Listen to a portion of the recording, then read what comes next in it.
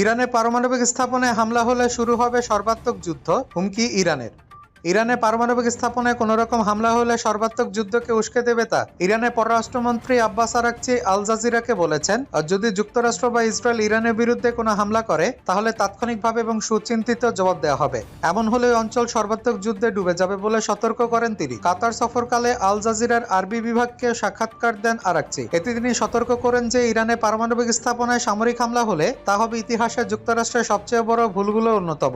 উল্লেখ্য, ইরানে পারমাণবিক স্থাপনায় হামলা চালানোর জন্য ইসরায়েলের প্রধানমন্ত্রী বেনিয়ামিন নেতানিয়াহুকে ক্ষমতা দিতে পারেন যুক্তরাষ্ট্রের প্রেসিডেন্ট ডোনাল্ড ট্রাম্প। নেতানিয়াহুকে তিনি হোয়াইট হাউসে আমন্ত্রণ করেছেন। সেখানে দুই নেতার বৈঠক এমন নির্দেশনা আসতে পারে। একই সঙ্গে ইরানের বিরুদ্ধে আরো মার্কিন নিষেধাজ্ঞা দিতে পারেন ট্রাম্প। এসব ঘটনার প্রেক্ষিতে ইরানের উদ্বেগ বৃদ্ধি পেয়েছে। ইরানি পররাষ্ট্রমন্ত্রী বলেন, তিনি কাতারের প্রধানমন্ত্রী ও পররাষ্ট্রমন্ত্রী শেখ মোহাম্মদ বিন আব্দুল রহমান বিন জসিম আল থানির সঙ্গে দোহায় সাক্ষাৎ করেছেন। সেখানে আঞ্চলিক গুরুত্বপূর্ণ ইস্যুগুলো নিয়ে আলোচনা হয়েছে। শুক্রবার প্রচারিত সাক্ষাৎকারে আরাকচি বলেন, গাজায় যুদ্ধবিরতিতে কাতার মধ্যস্থতা করেছে, এর জন্য তাদের প্রশংসা করি। আমি আশা করি অন্য সব বিষয় সমাধান হবে। ওদিকে কাতার অবস্থানকালে গাজার যোদ্ধাগোষ্ঠী হামাসের সঙ্গেও সাক্ষাৎ করেছেন তিনি। এরপর বলেছেন, ইসরায়েলের বিধ্বংসের যুদ্ধের পরও গাজায় ফিলিস্তিনিরা জয় পেয়েছেন। তিনি আরো বলেন, সব হত্যাকাণ্ড ও ধ্বংসযজ্ঞ বিশ্ববাসী দেখেছে। ফিলিস্তিনি জনতা তাদের নৈতিকতা ও মূল্যবোধ সমুন্নত রেখেছেন। আমি মনে করি এটাই হলো বিজয়। হামাসকে নিঃশেষ করে দিতে এবং জিম্মিদের মুক্ত করতে ইসরায়েলি বাহিনী তাদের সর্বশক্তি ব্যবহার করেছে, কিন্তু শেষ পর্যন্ত তারা হামাসের সঙ্গে বসতে এবং সমঝোতা করতে বাধ্য হয়েছে।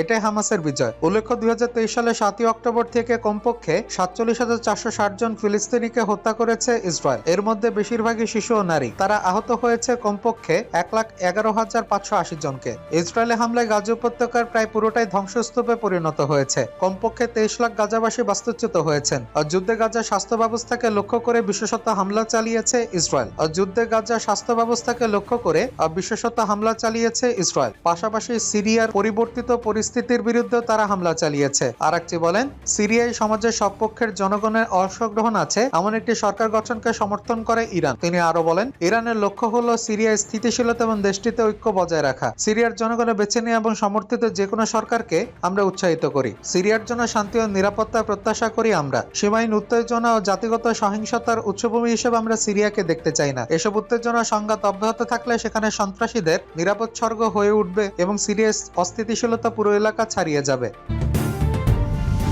মার্কিন পদক্ষেপ মোকাবেলায় রাশিয়া পরমাণু সক্ষমতা বাড়াতে পারে, মন্তব্য রুশ কূটনীতিকের। পশ্চিমাদের প্রতি স্পষ্ট সংকেত হিসেবে রাশিয়া পরমাণু অস্ত্র ব্যবহারের অধিকারের কথা পুনর্ব্যক্ত করেছে। মস্কো বলেছে, যেসব রাষ্ট্রের কাছে পরমাণু অস্ত্র নেই কিন্তু পারমাণবিক শক্তিধর রাষ্ট্রগুলো সমর্থন নিয়ে আগ্রাসন চালাবে, তার জবাবে সেই সব রাষ্ট্রের বিরুদ্ধে মস্কোর পরমাণু অস্ত্র ব্যবহারের অধিকার রয়েছে। রাশিয়ার পররাষ্ট্র মন্ত্রণালয়ের বিশেষ দূত গ্রিগরি মাস্কভ বৃহস্পতিবার এক সাক্ষাৎকারে এসব কথা বলেছেন। তিনি বলেন, বিশ্বব্যাপী মার্কিন ক্ষেপণাস্ত্র প্রতিরক্ষা ব্যবস্থার ক্রমাগত সম্প্রসারণ কৌশলগত অস্ত্র কমানোর যে কোনো সম্ভাবনাকে কার্যকরভাবে শেষ করে দিচ্ছে এবং কৌশলগত স্থিতিশীলতাকে বাধাগ্রস্ত করছে। মাস্কভ বলেন, এই উদীয়মান বাস্তবতার মধ্যে দ্বিপাক্ষিক প্রেক্ষাপটে ঐতিহ্যবাহী কৌশলগত স্থিতিশীলতার কথা বলা আর সম্ভব নয়, তাতে আরেকটি বিভ্রান্তির মধ্যে পড়ার ঝুঁকি সৃষ্টি হবে। তিনি জোর দিয়ে বলেন, রাশিয়া স্বচ্ছতা এবং আস্থা তৈরির ব্যবস্থার প্রতি নিজের প্রতিশ্রুতি পুনর্মূল্যায়ন করবে এবং পারমাণবিক ঝুঁকি ও হুমকি নিয়ে আলোচনা স্থগিত করবে। কারণ রাশিয়ার কৌশলগত পারমাণবিক প্রতিরোধ শক্তিকে দুর্বল করার জন্য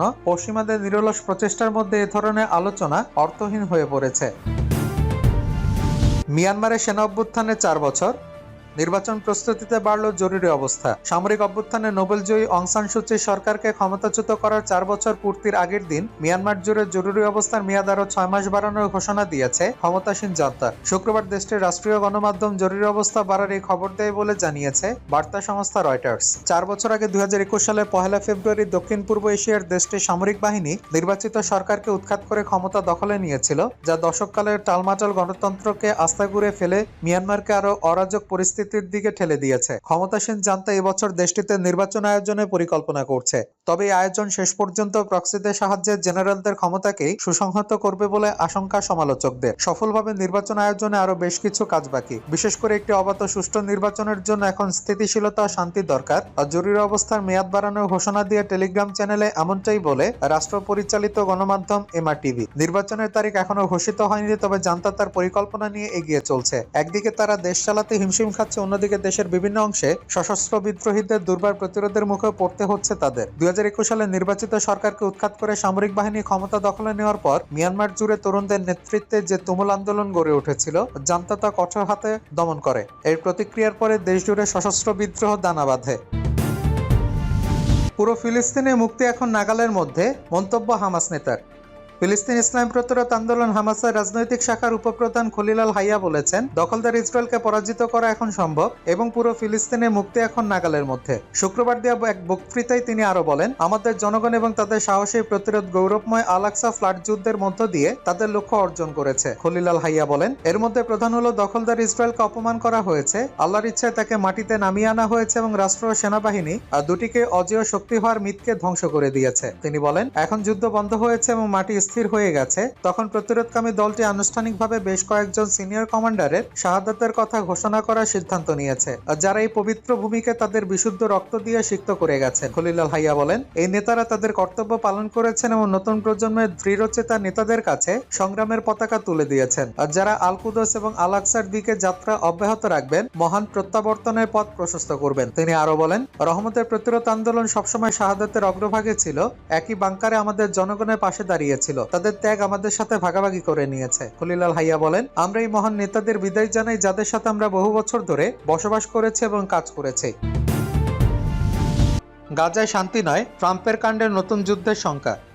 দায়িত্ব নেওয়ার পর থেকে মার্কিন প্রেসিডেন্ট ডোনাল্ড ট্রাম্প তার ইসরায়েল প্রীতি দেখাতে শুরু করেছেন। আন্তর্জাতিক অপরাধ আদালত বা আইসিসির সাজাপ্রাপ্ত আসামি ইসরায়েলের প্রধানমন্ত্রী বেনিয়ামিন নেতানিয়াহুকে হোয়াইট হাউসে আমন্ত্রণ জানানো তার একটি উদাহরণ। নেতানিয়াহু গত বছর আইসিসির গ্রেপ্তারি পরোয়ানায় ছিলেন। ট্রাম্পের আমন্ত্রণে আগামী মঙ্গলবার 4 ফেব্রুয়ারি যুক্তরাষ্ট্র সফর করবেন। এর মাধ্যমে ট্রাম্প আইসিসির কর্তৃত্বকে অগ্রাহ্য করেছেন। এই পরিস্থিতির মধ্যে ইসরায়েল ও হামাসের মধ্যে যে যুদ্ধবিরতি চুক্তি কার্যকর হয়েছে, এই চুক্তিতে ট্রাম্পের গুরুত্বপূর্ণ ভূমিকা রয়েছে। তবে যুদ্ধবিরতির এই পরিস্থিতি নিয়ে কিছুটা সংশয় দেখা দিয়েছে। ট্রাম্পের গাজা নীতি যেন ইসরায়েলের দিকেই ঝুঁকছে, যা গাজার পুনর্গঠন এবং সেখানে শান্তির সম্ভাবনা নিয়ে নতুন সংকটের সৃষ্টি করতে পারে। ট্রাম্পের দাবি, তিনি গাজা থেকে বাস্তুচ্যুত মানুষদের আশ্রয় দিতে এবং গাজা খালি করতে জর্ডান ও মিশরের কাছে অনুরোধ করেছেন। তার মতে, গাজার মানুষকে অন্য দেশে পাঠানো যেতে পারে এবং গাজাবাসী সেখানে শান্তিতে থাকতে পারবে। যদিও জর্ডান ও মিশর এই ধরনের উদ্যোগে সম্মত হয়নি। দেশ দুটির পক্ষ থেকে ট্রাম্পের পরিকল্পনাকে সরাসরি প্রত্যাখ্যান করা হয়েছে। বিশ্বের আরব দেশগুলো, বিশেষত মিশর, জর্ডান ও অন্য আরব রাষ্ট্রগুলো ট্রাম্পের এই পরিকল্পনাকে একটি ভয়াবহ সিদ্ধান্ত হিসেবে দেখছে। তাদের মতে এটি গাজার মানুষদের নতুন করে বাস্তুচ্যুত করার প্রক্রিয়া শুরু করে। গাজা খালি করে সেখানে পুনর্গঠন কার্যক্রম পরিচালনা করা সম্ভব নয়। এই পরিস্থিতি একদিকে যেমন যুদ্ধবিরতি স্থায়িত্বের জন্য হুমকি সৃষ্টি করেছে, তেমনি আবার ফিলিস্তিনিদের জন্য শান্তির কোনো সম্ভাবনা দেখা যাচ্ছে না। এছাড়া ট্রাম্পের এই সিদ্ধান্তে ইসরায়েল সরকারও সমর্থন দিয়েছে। তাদের মতে গাজায় অবৈধ বসতি স্থাপনকারীদের বসবাস করতে দেওয়া উচিত। তবে আন্তর্জাতিক সম্প্রদায়, বিশেষ করে ইউরোপীয় মিত্ররা এ ধরনের সিদ্ধান্তে ক্ষুব্ধ। জার্মান চ্যান্সেলর ওলাফ শলজ এর প্রতিবাদ জানিয়েছেন। এর ফলে নতুন একটি মানবিক সংকট তৈরি হতে পারে বলে সতর্ক করেছেন তিনি। এদিকে বাইডেন প্রশাসন ইসরায়েলকে 2000 পাউন্ডের বোমা সরবরাহের সিদ্ধান্ত স্থগিত করেছিল, কিন্তু ট্রাম্প ক্ষমতা আসার পর এই সিদ্ধান্ত প্রত্যাহার করেছেন। তার এই সিদ্ধান্ত ইসরায়েলকে শক্তি যোগাবে এবং হামাস ও ইরান সমর্থিত গোষ্ঠী থেকে রক্ষা করতে সহায়ক হবে। এতে গাজার পরিস্থিতি আরো অস্থিতিশীল করতে পারবে। সীমান্ত চুক্তির প্রতি সম্মান দেখাবে বাংলাদেশ, আশা ভারতের। সীমান্ত নিয়ে ভারত ও বাংলাদেশের পরস্পরের সম্মতির ভিত্তিতে হওয়া বিদ্যমান সব চুক্তির প্রতি সম্মান দেখানো হবে, এমনটাই আশা করে নয়াদিল্লি। ভারতের পররাষ্ট্র মন্ত্রণালয়ের মুখপাত্র রণধীর জয়সওয়াল শুক্রবার নিয়মিত ব্রিফিং এ কথা বলেছেন। বর্ডার গার্ড বাংলাদেশ বা বিজিবি ও ভারতীয় সীমান্তরক্ষী বাহিনী বা বিএসএফ এর মহাপরিচালক পর্যায় সম্মেলনের সামনে রেখে ভারতের পররাষ্ট্র মন্ত্রণালয়ের মুখপাত্র দেশটির অবস্থান তুলে ধরলেন। 17 থেকে 20 ফেব্রুয়ারি নয়াদিল্লিতে 55তম বিজিবি বিএসএফ মহাপরিচালক পর্যায়ের এই সম্মেলন অনুষ্ঠিত হবে। ভারতের সঙ্গে 4টি চুক্তি হওয়ার কথা উল্লেখ করে গত বুধবার বাংলাদেশের স্বরাষ্ট্র উপদেষ্টা লেফটেন্যান্ট জেনারেল অবসরপ্রাপ্ত মোহাম্মদ জাহাঙ্গীর আলম চৌধুরী বলেছেন, 2010 সালে যে চুক্তিটি হয়েছে সেটির ভেতরে বড় ধরনের সমস্যা দেখা দিয়েছে। চুক্তিটা কিছুটা অসম। বাংলাদেশের স্বরাষ্ট্র উপদেষ্টার এই বক্তব্যের প্রতি দৃষ্টি আকর্ষণ করলে রণধীর জয়সওয়াল সাংবাদিকদের বলেন, দুই দেশের সীমান্তরক্ষী বাহিনীর মহাপরিচালক পর্যায় সম্মেলনে সীমান্ত সম্পর্কিত সব বিষয় নিয়ে আলোচনার প্রস্তাব করা হয়েছে। ভারতের পররাষ্ট্র মন্ত্রণালয়ের মুখপাত্র বলেন, আমরা আশা করি পারস্পরিক সম্মতির ভিত্তিতে হওয়া সব চুক্তির প্রতি সম্মান দেখানো হবে। ভারত ও বাংলাদেশ এবং বস্তুত দুই দেশের সীমান্তরক্ষী বাহিনীর মধ্যে কাঠামোগত সম্পর্কের ভিত্তিতে এসব চুক্তি হয়েছে। রণধীর জয়সওয়াল আরো বলেন, এসব চুক্তি ভারত ও বাংলাদেশের সীমান্ত উভয়ের জন্য সুবিধাজনক নিরাপত্তা, বাণিজ্য, অবকাঠামো তৈরির সুযোগ এনে দিয়েছে। তাই আমরা আশা করি সবগুলো চুক্তিকে সম্মান জানানো হবে। যুক্তরাষ্ট্র ভেনেজুয়েলা সম্পর্কের বরফ গলছে, মাদুরোকে কাছে টানছে ওয়াশিংটন। আর যুক্তরাষ্ট্র ও লাতিন আমেরিকার দেশ ভেনেজুয়েলার মধ্যে সম্পর্কের বরফ গলছে। অন্তত সম্প্রতি দেশটির প্রেসিডেন্ট নিকোলাস মাদুরোর সঙ্গে মার্কিন দূত রিচার্ড গ্র্যানেলের সাক্ষাৎ এবং কারাকাস থেকে 6 মার্কিন নাগরিককে দেশে ফেরার অনুমতি দেওয়ার বিষয়টি এই ইঙ্গিতই দেয়। বার্তা সংস্থা রয়টার্সের প্রতিবেদনে বলা হয়েছে, মার্কিন প্রেসিডেন্ট ডোনাল্ড ট্রাম্পের বিশেষ দূত রিচার্ড গ্র্যানেল শুক্রবার ঘোষণা করেছেন তিনি কারাকাস থেকে 6 মার্কিন নাগরিককে নিয়ে যুক্তরাষ্ট্রে ফিরেছেন। বিশ্লেষকরা এটিকে অপ্রত্যাশিত ও তাৎপর্যপূর্ণ ঘটনা হিসেবে দেখছেন, কারণ গ্রেনেল এর আগেও কারাকাসে প্রেসিডেন্ট নিকোলাস মাদুরোর সঙ্গে সাক্ষাৎ করেছেন। ট্রাম্প প্রশাসনের কর্মকর্তারা এর আগে বলেছিলেন গ্রেনেল সফরের অন্যতম গুরুত্বপূর্ণ লক্ষ্য ছিল ভেনেজুয়েলায় আটক মার্কিন নাগরিকদের মুক্ত করা। এই উদ্যোগ এমন সময় নেওয়া হলো যখন ট্রাম্প প্রশাসন যুক্তরাষ্ট্রে অবৈধ অভিবাসন, অপরাধী চক্র দমনে কঠোর ব্যবস্থা নিয়েছে। গ্রেনেল সামাজিক যোগাযোগ মাধ্যম এক্সে তার অ্যাকাউন্টে বিমানের ভেতর থেকে একটি ছবি পোস্ট করেছেন, আর যেখানে তাকে 6 জন মার্কিন নাগরিকের সঙ্গে দেখা যায়। ছবিতে দেখা যায় তারা ভেনেজুয়েলার কারাগারের হালকা নীল পোশাক পরে আছেন, তবে তিনি তাদের নাম প্রকাশ করেননি। গ্রেনেল পোস্টে লেখেন, আমরা এখন উড্ডয়ন করেছি এবং এই 6 মার্কিন নাগরিককে নিয়ে দেশে ফিরছে। তারা প্রেসিডেন্ট ডোনাল্ড ট্রাম্পের সঙ্গে কথা বলেছেন এবং বারবার তাকে ধন্যবাদ জানিয়েছেন। ট্রাম্প নিজেও এই ঘটনাকে স্বাগত জানিয়ে এক্সে শেয়ার করা পোস্টে লিখেন, গ্রেনেল 6 জিম্মিকে ভেনেজুয়েলা থেকে মুক্ত করে দেশে ফিরিয়ে আনছেন। ভেনেজুয়েলায় ঠিক কতজন মার্কিন নাগরিক আটক ছিলেন তা স্পষ্ট নয়, তবে দেশটির কর্মকর্তারা প্রকাশ্যে অন্তত 9 জনের কথা বলেছেন। মাদুরোর প্রশাসন তাদের অধিকাংশের বিরুদ্ধে সংবাদ মাধ্যমের অভিযোগ এনেছে এবং কয়েকজনকে ভাড়াটে সেনা বলে আখ্যায়িত করেছে।